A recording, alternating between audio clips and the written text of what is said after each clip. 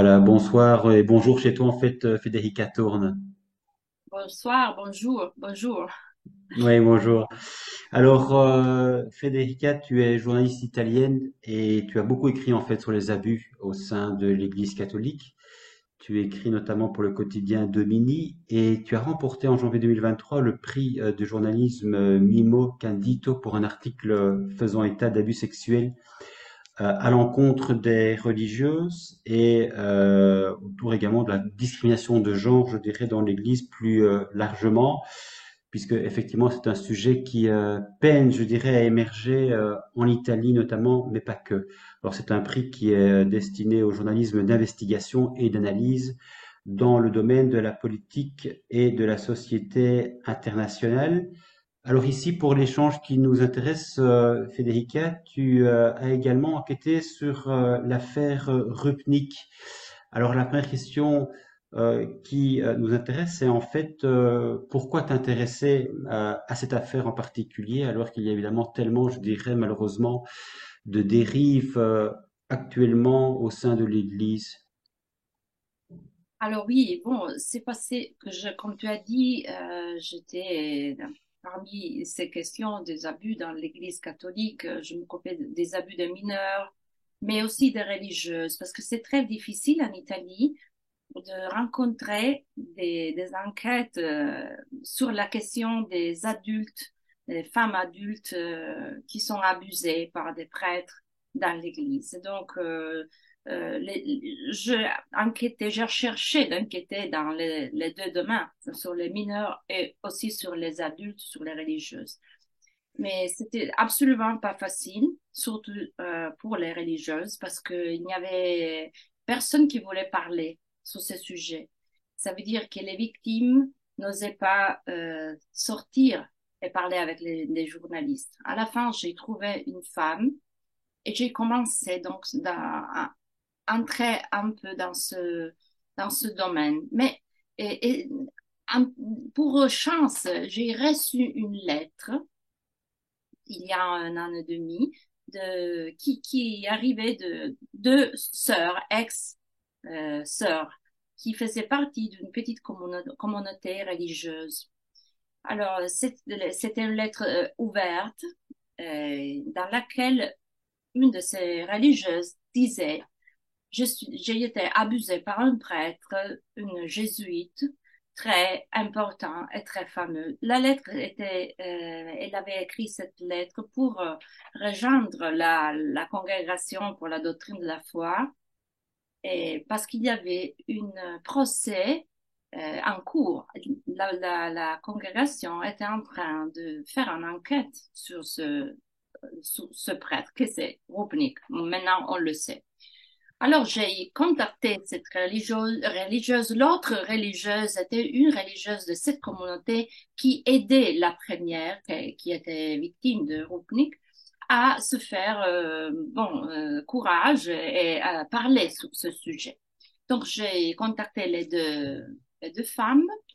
À l'époque, elles étaient suivies par une avocate, donc elle n'avait pas encore envie de rencontrer un journaliste, de parler à la presse, parce qu'elle espérait encore d'avoir une réponse par l'Église.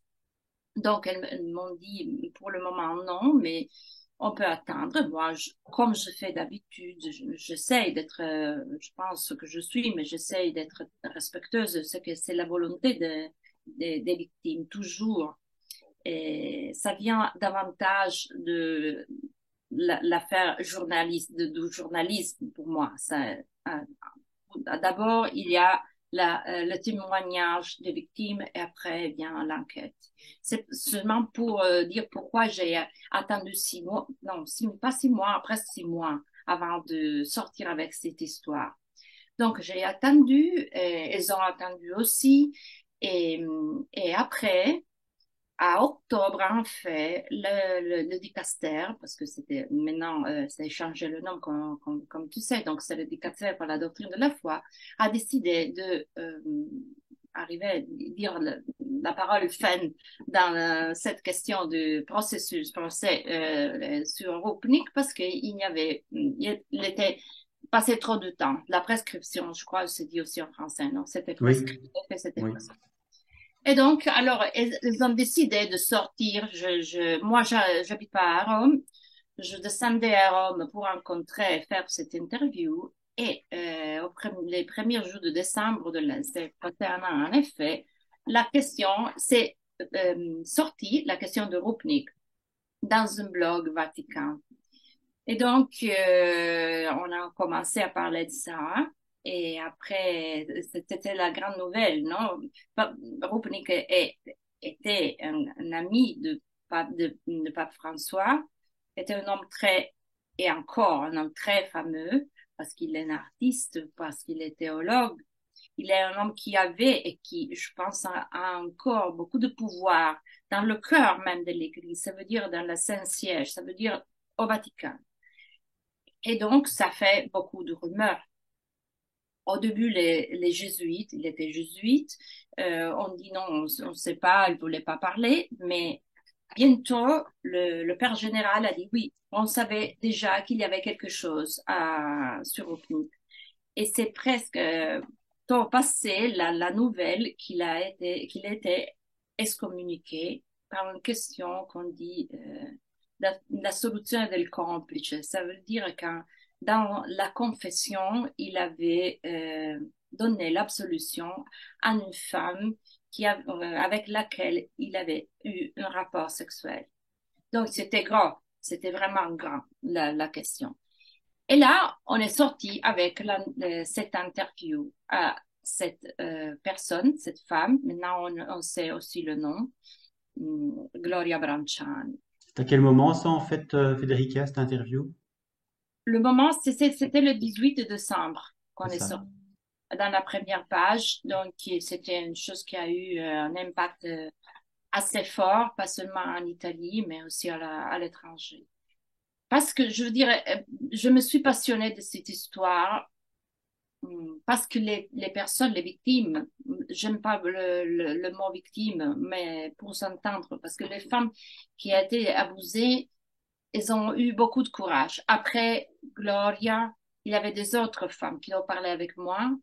On a publié 4 interviews. Une autre femme aussi, elle a publié une interview avec un journal français, avec La Vie. Donc, il y avait 5 personnes, au moins 5 personnes, qui ont eu le courage de sortir publiquement. Et c'était vraiment fort parce que de l'autre côté, il y avait plein dans l'église qui disaient c'est pas possible parce que il est un homme très fameux. Alors ça c'est passionnant d'un point de vue journalistique pour moi parce que on a d'un côté des femmes qui n'ont pas de pouvoir et de l'autre côté un homme très très très qui a beaucoup de pouvoir.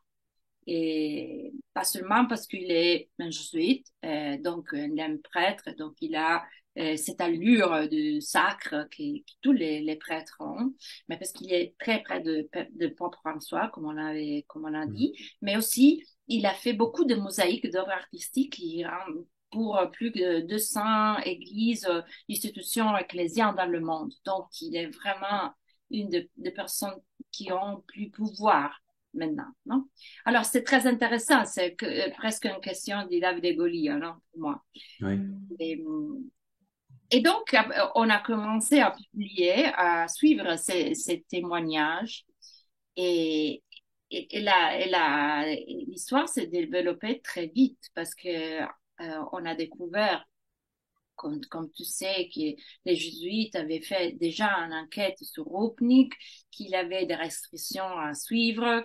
J'ai vu moi-même qu'il ne suivait pas, ça veut dire il ne devait pas célébrer la messe en public, il ne devait pas voyager, il ne pouvait pas avoir des confessions, une relation de, je sais pas, c'est confession spirituelle, c'est pas confession, c'est une relation de Direction spirituelle.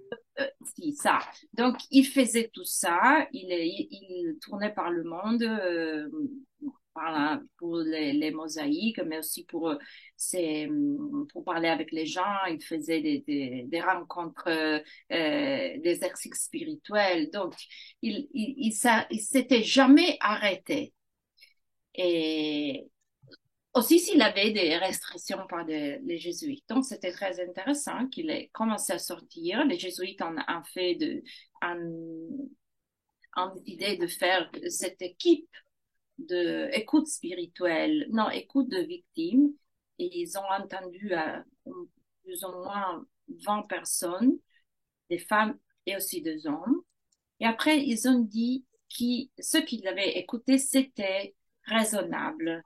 Donc, tout à fait, ils ont dit, oui, c'est vrai, Rupnik, il est responsable des abus, pas seulement sexuels, mais aussi spirituels, de conscience, de manipulation sur des personnes. Ça, c'est intéressant de le souligner parce que aussi ce que Gloria et les autres femmes ont dit,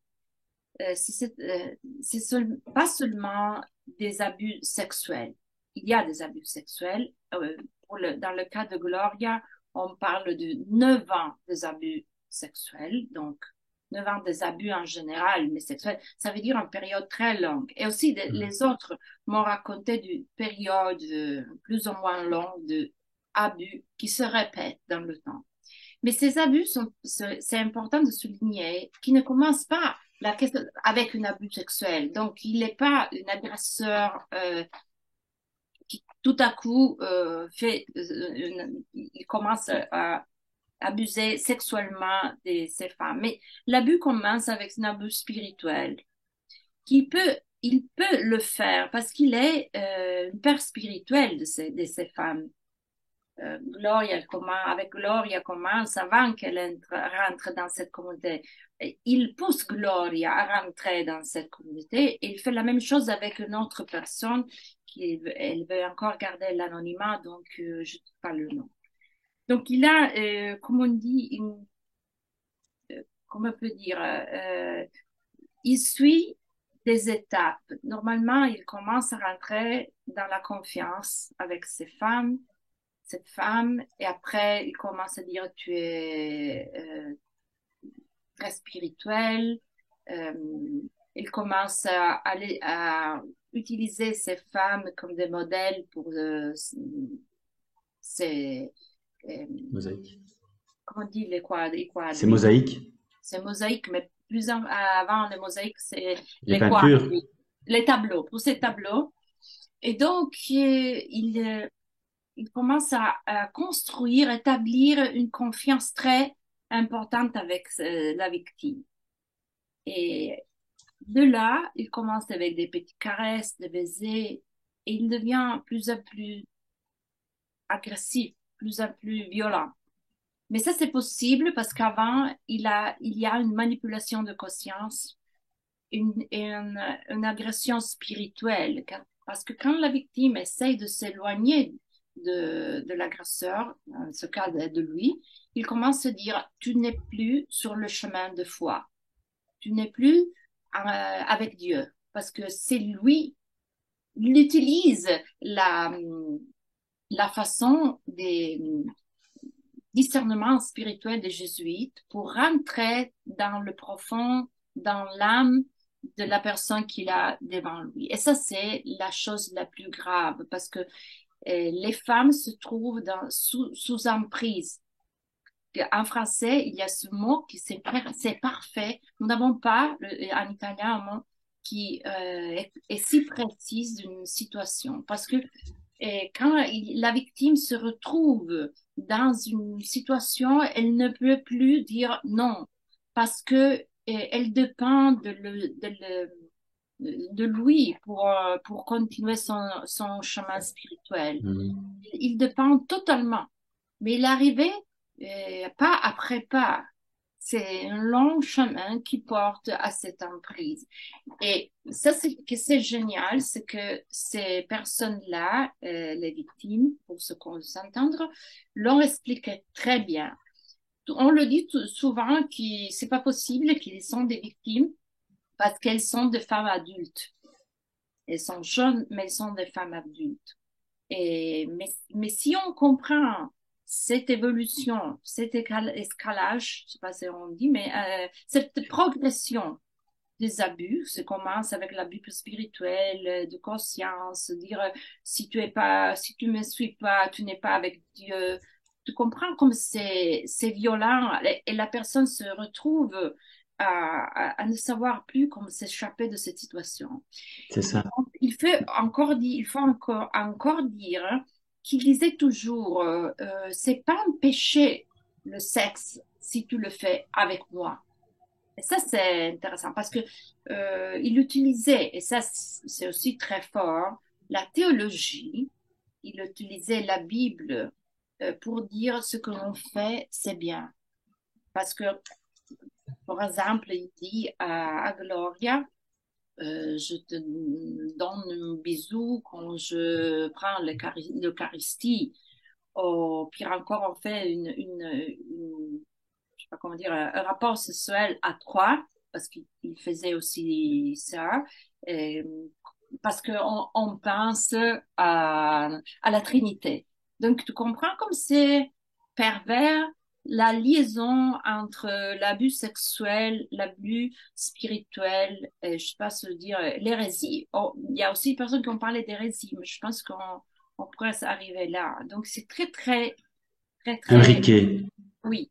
Il y a une sorte de détournement de la foi finalement, mais qui est peut-être aussi rendu possible parce qu'effectivement c'est un jésuite, c'est un artiste, il est charismatique et puis ils sont souvent évidemment, il voit aussi la faille de la personne éventuellement ici de la religieuse qui a un idéal à suivre, qui pense avoir une vocation et qui se laisse du coup entraîner par effectivement ce qu'on appelle un directeur spirituel qui est censé savoir un petit peu pour toi.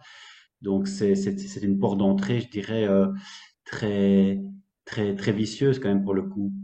C'est très important. Notre femme qui m'a raconté euh, qu'elle ne voulait pas rentrer dans, dans la communauté Loyola. Elle voulait pas. Elle avait des autres idées pour sa vie. Mais il a tellement poussé qu'elle rentrait parce que Dieu voulait que cette femme rentrait dans la communauté Loyola. C'était le plan de Dieu pour elle. Et donc, je pense, mon idée, c'est qu'il voulait faire rentrer plein de jeunes femmes dans cette communauté parce qu'il était le père confesseur, il était le père spirituel. Elle pouvait donc avoir, comment on peut dire, un bassin pour ses abus. En effet, il contrôlait beaucoup de femmes dans la communauté Loyola. C'était pas seulement Gloria, c'est pas seulement les trois femmes, les quatre femmes qui ont parlé avec moi. Maintenant, on sait que c'est plus que ça. Qu'il essayait de avoir ce pouvoir spirituel et sexuel sur beaucoup de femmes. La chose s'est répétée aussi dans le Centraletti, parce que à un certain point, Gloria a parlé, a confessé, a dénoncé, c'est pas confessé, elle a dénoncé Non, c'est sa supérieure, Ivanka Osta, à la religieuse, la mère religieuse supérieure de la communauté Loyola, euh, ce qui s'est passé avec Rupnik et aussi, je crois, oui, au père jésuite et à Spidlick, c'est le père Spidlick, c'était le père spirituel de Rupnik et après il est devenu cardinal. À l'époque, il n'était pas encore cardinal, mais donc il avait un rôle déjà très important dans l'Église. Et aussi l'archevêque de Ljubljana, parce que elle était dans ce moment entre Rome et Menges, c'était un petit village près de Ljubljana. Donc, elle a parlé.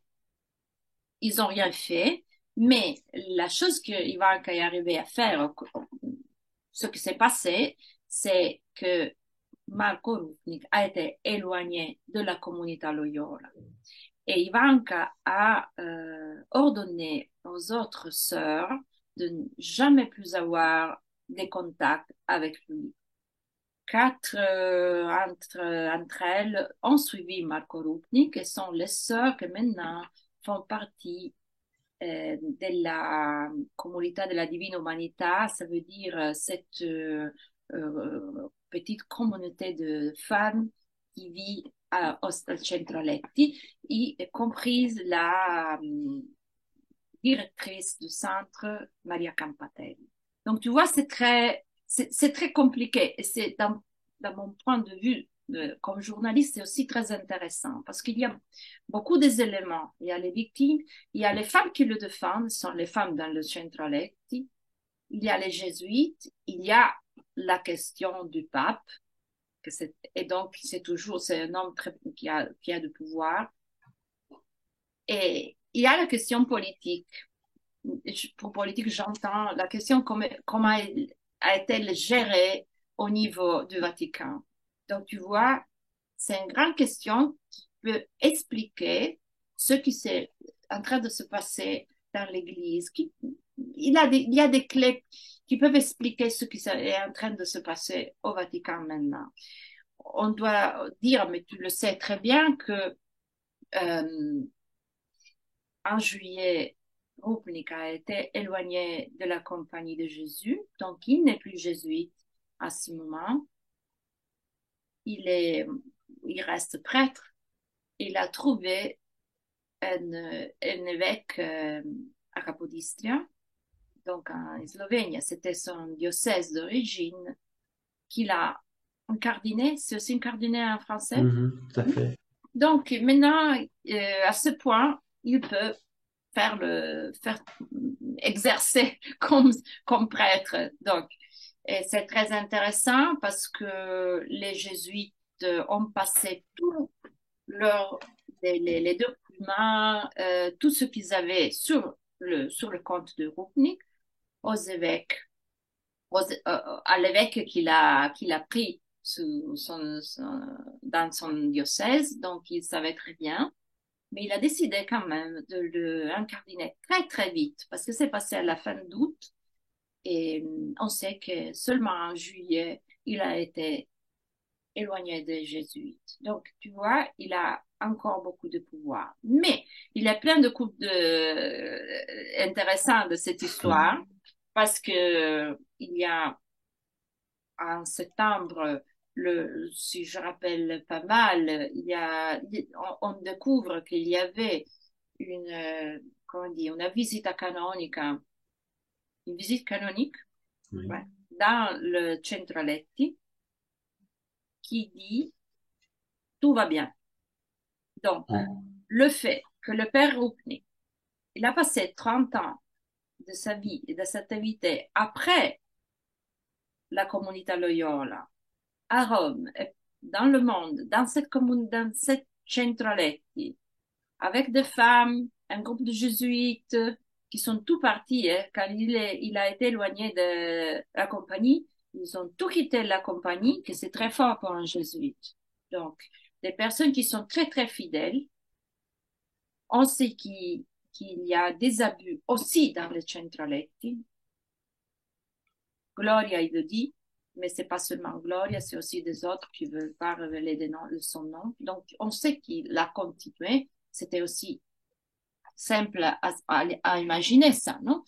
Les jésuites aussi ont dit que les dénonces d'abus arrivent jusqu'à, je crois, il y a 5 ans. Donc, on sait qu'il a continué. Et donc, comment c'est possible que la communauté de Centraletti, c'est une communauté qui n'a pas de problème? Et en tout cas, c'est ça qu'on vient de recevoir depuis cette visite. Et donc, la directrice Maria Campatelli vient elle est reçue aussi en septembre, elle est reçue du pape François. Donc, ça, tout va bien. C'est très intéressant, tout ça. Mais en effet, quelque chose s'est passé, parce qu'en octobre, on sait, notre coup de scène s'est passé, que le pape a réouvert le procès de canonique sur le père Rupnik. Donc, le même procès, je parlais au début de notre conversation, ça veut dire le procès de lequel Gloria et les autres demandaient des nouvelles et qui a été terminé en octobre de l'année passée. Donc, maintenant, on est ici, on attend de voir ce qui se va passer avec ce nouveau procès qui se va rouvrir avec le Don Rupnik maintenant, qui est prêtre à tous les effets, Centraletti qui continue à fonctionner, donc à faire l'atelier de Centraletti, il continue à faire des mosaïques et dans le monde, ils ne sont jamais arrêtés. Et ils continuent aussi à gagner de l'argent parce qu'on doit aussi dire que dans cette histoire, oublié, il y a aussi la question de l'argent. Et c'est Mhm. très fort parce que Centraletti, dire, Rupnik, Centraletti ont gagné beaucoup, beaucoup d'argent dans ces, je sais pas, en 20 ans, 30 ans qu'ils font ces mosaïques. J'ai fait une petite, j'ai essayé de comprendre combien, plus ou moins, c'est pas possible de faire. On sait pas l'argent où. J'ai demandé, mais c'est pas possible de comprendre où c'est fini cet argent. Ce qu'on sait est que, il y avait, je crois, il y a encore une société, une SRL, c'est, qui s'appelle Rossoro Blu. Donc, Rupnik était le majeur actionniste. Ça veut dire il possédait cette société. Aussi, il ne pouvait pas parce qu'il avait fait le vœu de pauvreté. Pauvreté. Mhm. Oui, donc il ne pouvait pas le faire, mais il le faisait. Et les pères jésuites m'ont dit, le père Vescruer, que c'était son responsable quand il était dans la compagnie, il m'a dit, je savais rien ça. Donc, c'est notre question ça, parce que cette société enregistrait in via Paolina, où il y a le Centraletti. Donc, comment c'était possible que les jésuites ne savaient rien? Mais ils ont dit qu'ils ne savaient rien. Donc, il est Ah, jésuite, il avait fait ses vœux, mais il avait cette société. Euh, j'ai calculé plus ou moins, parce que je suis allée avec une documentaliste très, très, bon, elle est géniale, slovène, Bayazid, elle m'a vraiment aidée parce que je ne pouvais pas parler slovène et donc c'était pas possible. mhm. On est allé vraiment demander chaque église combien vous avez payé ce mosaïque-là. Ils ont dit, des fois, l'argent, il passait de main en main, ça veut dire ça qui Qui est trace. est exactement. Et d'autres fois, ils le payaient sur le compte de cette société. Donc, on est arrivé à découvrir cette société. Mais tu peux imaginer, on a pris seulement, je ne sais pas, 5, 10 églises on a pu avoir des réponses, mais tu peux imaginer les centaines d'œuvres de Rupnik de l'atelier qui sont parmi le monde. Dans le Mhm. monde. Ça veut dire des millions, des millions. Ça veut dire, je me demande encore où c'est cet argent. Et bon, c'est intéressant. Je continue à le chercher. Federica, c'est toujours compliqué pour des victimes de comprendre pourquoi finalement ces abus ont pu perdurer tellement de temps avec l'aval parfois de l'Église au plus haut niveau. C'est compliqué aussi de le comprendre peut-être plus encore pour des personnes qui sont extérieures à l'Église. Mais ici, les victimes de Rupnik sont quand même relativement nombreuses et ça s'étale sur des dizaines d'années. Donc je dirais que l'origine du problème ne date pas d'hier. Et donc, ça nécessite, comme tu l'as dit un petit peu de manière transversale, en filigrane de notre échange, ça nécessite énormément de complicité finalement pour que cet homme qui a tellement abusé spirituellement et sexuellement ait pu être laissé en liberté jusqu'au jour d'aujourd'hui encore. Et Ivanka également. Donc, c'est compliqué, comme tu le disais, d'essayer quelque part rassembler les pièces du puzzle et de comprendre réellement comment tout ça a pu s'emboîter et comment tout ça a été rendu possible malgré quelque part le message de l'évangile que ne cesse de proclamer l'Église de par le monde entier. Oui, ça, c'est clair. Il y a eu une ouverture très importante de la part de l'Église. Ça veut dire de la part de beaucoup de personnes en 30 ans, j'imagine. Des jésuites, je pense aussi de l'archevêque de Ljubljana. Ils ont décidé, oui, on dit, il y a 30 ans, c'était très difficile. La Slovénie était en train de sortir dans un système communiste, donc c'était, était très difficile de parler et d'être ouvert. Mais Je crois que la vérité, c'est que l'Église a jamais révélé ce genre de questions. Jusqu'à, bon, c'est très bien, jusqu'à dans les États-Unis, avec le spotlight et tout ça, et après en Europe aussi. En Italie, on tient encore tout en Italie, en Slovénie, c'est très difficile de parler encore maintenant de cette question-là. Je crois que l'Église a parlé seulement quand elle a été forcée par les victimes, comme en France, ou par la presse. Jamais s'est passé que l'Église a décidé de ouvrir les archives. Elle n'ouvre pas ses archives maintenant. Pas encore. En Italie, non. Au Vatican, on ne sait rien. C'est pas possible ce n'est quand même pas possible de savoir les procès, les questions des procès ecclésiastiques, canoniques, comment s'y passe. On ne sait jamais quand ils vont terminer. Donc, c'est très, très difficile de euh, avoir de transparence, de justice, parce qu'il n'y a pas de transparence. Les victimes disent très clairement toujours ça, qu'ils ont dénoncé plusieurs fois et qu'ils n'ont pas été écoutés par l'Église. Ça, c'est clair. Il y a 30 ans, mais je crois aussi plus récemment. C'est très difficile parce que quand une personne, c'est pour ça qu'au début j'ai dit, elles sont très courageuses parce que quand ils sortent, ils commencent une autre victimisation de personnes qui disent mais c'est pas vrai, c'est une question de jalousie, c'est une question qu'ils voulaient être avec lui, après ils ont changé d'idée, tu sais très bien.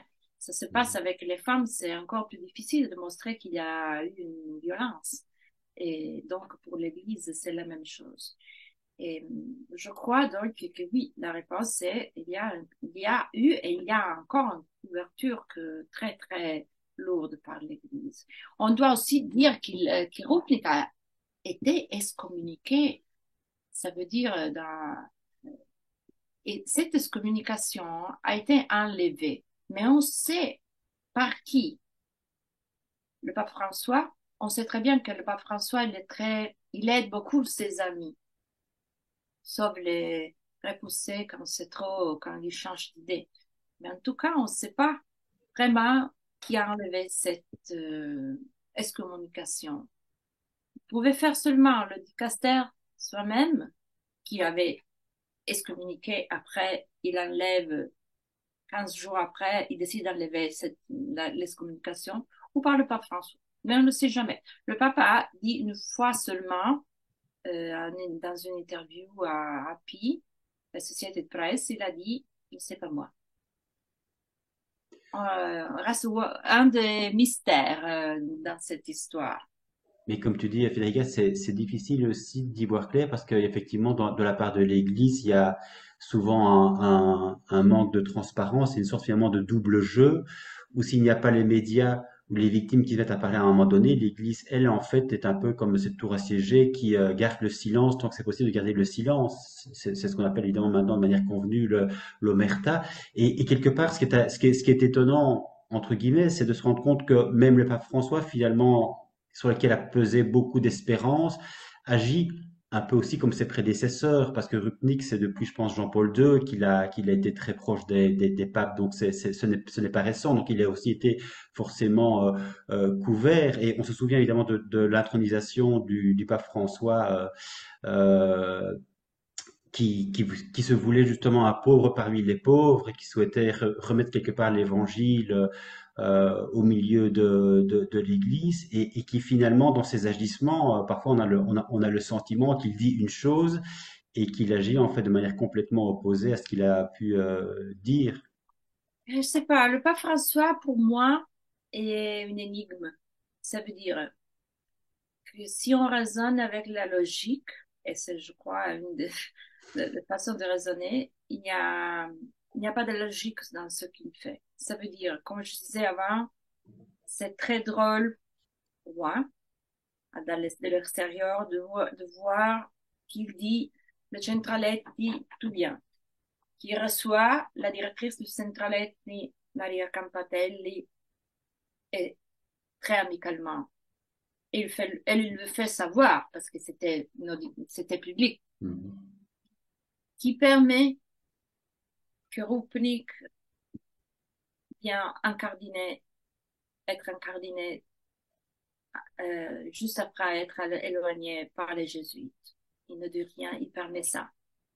Oui, c'est vrai que l'évêque, il peut décider ce qu'il veut faire, mais quand même, c'est fort. Et après tout ça, il décide, ce semble avec un coup de main, de, de changer complètement et dire, on va rouvrir le même procédement qu'il avait, non, pas lui, mais qui s'était terminé il y a un an. Pourquoi? Seulement parce qu'il a dit, oh bon, il y a une lettre de cette commission pontificale sur les abus des mineurs qui disent que les femmes victimes ont été traitées pas très bien. Mais c'est pas, il n'y a pas de la logique sur ça. Qu'est-ce que c'est le but? Peut-être, moi, je parlais avec beaucoup de personnes aussi qui sont dans l'église qui me disent, peut-être il n'y a pas de logique. C'est tout simplement, il a défendu Rupnik parce qu'il était bon, il était un ami, il était près de lui parce qu'il avait confiance en lui. Et après, il a vu, peut-être dans le synode, il a vu qu'il y avait trop de personnes qui parlaient mal de cette situation, qu'à niveau de communication, de l'image du pape François, c'était, c'était pas bien qu'il continuait vraiment à couvrir Mhm. et à dire, Mhm. et donc il a fait, je sais pas, parce que c'est un peu comme fait une roi, donc peut-être il n'a pas besoin d'avoir une logique. Moi, je cherche la logique. Bah Et oui, oui. c'est vrai, que ce que je cherche moi, c'est pas important. Ce qui est important, c'est qu'il y a des victimes qu'ils ont écrit une lettre ouverte. Ils ont dit, bon, on nous attend quelque chose. Et après, des autres victimes qui disent, moi, nous, maintenant, on va attendre de voir ce qui se passe. Ça veut dire qu'ils n'ont pas vraiment confiance dans dernier coup de scène de Paul François. Ça veut dire, on va voir. On va voir si ce procès, comment c'est en français, procès, Procès, c'est procès. Alors, le procès, c'est, oui. c'est ce procès vraiment, il commence tôt ou si se passe quelque chose qui va empêcher de le faire. Je ne crois pas, si je comprends quelque chose de Rupnik après un an et demi Mhm. que je le connais très bien, je sais pas, mais que je m'intéresse à lui, alors je pense il n'arrivera pas à tout simplement accepter que l'on ses démissions de l'État clérical. Ça veut dire il ne va pas accepter une décision négative sur sa personne de la part du dicaster. Je ne crois pas. Mais ça veut dire que je m'attends il dénonce quelqu'un, qu'il fait encore quelque chose. Parce que jusqu'à ce moment, il n'a jamais voulu parler. Il n'a jamais parlé. Ils ont parlé des autres, de ses fidèles. Ça veut dire des personnes qui sont près de lui, mais il n'a jamais parlé. Mais sûrement, il a un avocat et sûrement, il a quelque chose dans sa poche qu'il prépare pour nous. C'est pas terminé encore. C'est cette histoire très compliquée. Mais c'est une histoire aussi qui nous, selon moi, c'est quand même assez important parce qu'il a libéré vraiment la parole des religieuses. Et en Italie, ça c'est une révolution copernicienne, vraiment. Parce que comme je te disais au début, c'était vraiment difficile de trouver des personnes qui parlaient sur ce sujet parce qu'ils avaient peur. Tu sais, que si tu dénonces comme une religieuse, si tu es encore religieuse, euh, tu perds ta communauté et beaucoup de personnes n'ont rien, n'ont pas d'argent, n'ont pas de pouvoir dans la société. C'est très difficile de recommencer après ça. bien sûr. Donc, renonce à parler. Et maintenant, je crois que quelque chose s'est changé avec le courage de Gloria, de Myriam et des autres qui encore ils sont dans l'anonymat, mais ça va vraiment changer quelque chose, cette affaire Roupnik. Et ça, pour moi, c'est quand même une chose très, très bonne. On a quand même gagné quelque chose. Mhm. Mais c'est vrai que comme tu le dis, Federica, finalement, c'est extrêmement aussi violent pour les victimes de se rendre compte d'abord, évidemment, que Rupnik, mais ça, quelque part, il faut s'y attendre, c'est que c'est souvent le cas, il n'y a aucune remise en question. On se protège, on garde le silence et on a effectivement pour ça tous des complices, l'aval de beaucoup finalement au niveau de la hiérarchie catholique. Et puis il y a la violence aussi dans le chef des victimes qui est liée au fait que parler c'est d'autant moins évident que finalement, on voit comment le pape lui-même a réagi par rapport à cette affaire. C'est-à-dire que dans un premier temps, de nouveau, les victimes ne sont pas au centre quelque part du problème, de la question qui se pose. Mais quelque part, on a toujours l'impression que les victimes sont juste des personnes qui viennent enrayer un petit peu la machine, le système, et qui posent problème plus qu'elles ne pourraient résoudre le problème. Parce que finalement, une autre attitude serait évidemment de se dire, il y a un problème, on l'affronte et quelque part, on en sort grandi. Le fait de nier le problème, alors qu'en réalité, tous ces procès à l'encontre des victimes se retournent finalement toujours contre l'Église et la réputation qu'elle a voulu sauvegarder. Donc, à terme, on voit bien quelque part que ce n'est pas, entre guillemets, rentable, que l'Église n'en sort pas grandie. Oui, absolument, absolument. C'est toujours, ça m'étonne pourquoi ils vont nier, ils vont se traîner dans cette situation quand c'est clair qu'ils vont faire pire. Mais peut-être c'est toi et moi qui ont cette impression. Je crois que c'est une habitude qu'ils ont de plus de siècles de garder tout couvert et donc c'est difficile pour eux de changer la façon à penser. Je dis ça, c'est pas pour le justifier Non, clairement. non, bien sûr. Expliquer, pour nous en Italie, c'est incroyable qu'on n'a pas une enquête indépendante, mais ça t'explique tout. C'est incroyable qu'ils continuent à dire, bon, il n'y a vraiment pas de problème grave en Italie, on fait une enquête de l'Église même, que ça regarde, mais c'est pas possible de faire ça. Et tous les fois, ils essayent de renvoyer le problème. Mais on sait très bien qui les évêques, oui, on dit les hiérarchies ont couvert les prêtres qui sont responsables. Ils ont changé de Il diocèse à l'autre. Et bon, des fois, on essayait de donner de l'argent aux victimes. Donc, Federica, comme tu l'exprimes très bien, on voit finalement que l'affaire Rupnik reste quelque part emblématique, alors même que le pape François parlait de la tolérance zéro. Donc, peut-être ma dernière question, parce que je crois que c'est quand même important aussi, finalement, c'est par rapport à ton enquête qui remonte maintenant il y a plus d'un an, tu as pu la mener finalement cette enquête, je dirais, entre guillemets, assez facilement, sans trop de bâtons dans les roues, ou ça a été quand même compliqué? C'était compliqué. Bon, c'est toujours compliqué, je crois, d'essayer de rentrer dans l'église. Mais j'ai, j'ai vu cette fois qu'il y a une partie de l'église qui a envie de parler. Ça veut dire que j'ai parlé avec pas mal d'évêques et de personnes qui m'ont parlé clairement off record, hélas. Mais ils m'ont aidé à peut-être à mieux comprendre ce qui est en train de passer dans l'Église. Et tu parlais de la tolérance zéro. Je crois qu'il y a un décalage très fort entre les déclarations du pape François et de la hiérarchie et de la conférence des évêques et la réalité. En Italie surtout. En Italie, je dirais. Parce que je connais un peu mieux la situation, je connais un peu la situation en Italie et moi à l'étranger. Mais il y a des personnes qui ont envie de parler de ça. Et ça, c'est intéressant. Euh, je vois de ma part, que c'est une petite point de vue, qu'il y a une grande crise qui traverse l'Église. C'est clairement une crise qui s'est pas commencé avec Rupnik.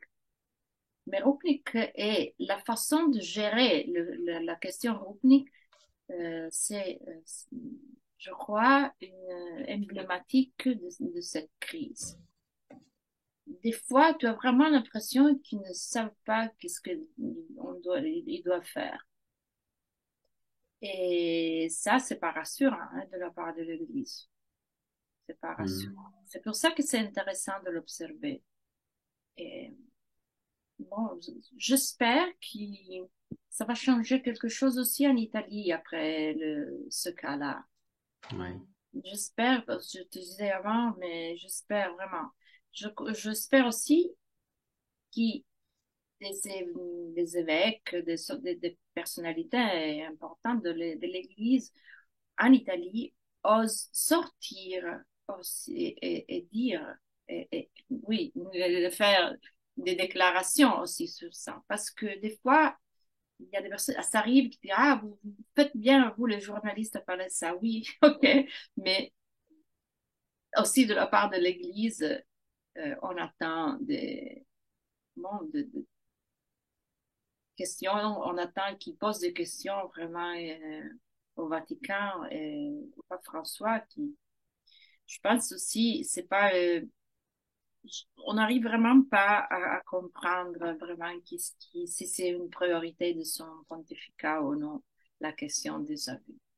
Mhm. C'est quelque chose de vraiment trop compliqué pour pour les relations, pour tout ce qui, les complicités aussi qui se portent derrière, parce que c'est clair que si, je crois, Rupnik a beaucoup de complices, donc si on dénonce Rupnik, il y a beaucoup d'autres personnes qui ont quelque chose, qui sont liées à Rupnik. On parle de Rupnik, mais on pourrait parler aussi des autres. Je ne sais pas Bien si je sûr. réponds à ta question. Bien sûr, Federica, c'est vrai que c'est tellement imbriqué au niveau des complicités que du coup, assainir évidemment l'Église, c'est une tâche évidemment redoutable. Mais commençons par le début, à savoir permettre à tout le moins aux victimes de se libérer des abus et de l'emprise subie, et puis permettre éventuellement à d'autres de réfléchir à deux fois et de voir éventuellement l'abus venir avant de tomber justement sous l'emprise des abuseurs, ici en particulier évidemment des abuseurs qui gravitent, je dirais, librement au sein du clergé. Et puis je te remercie évidemment, Federica, pour cet échange et pour Bientôt. permettre justement aux victimes de se confier à toi. Et puis tu es quelque part aussi un petit peu leur porte-voix. Et comme on le disait, c'est vrai que les médias sont absolument essentiels puisque de l'intérieur, jusque maintenant, peu osent parler. Donc on a besoin de personnes du coup extérieures qui ont le courage de dire. Donc un tout grand merci aussi à toi. Merci, merci beaucoup.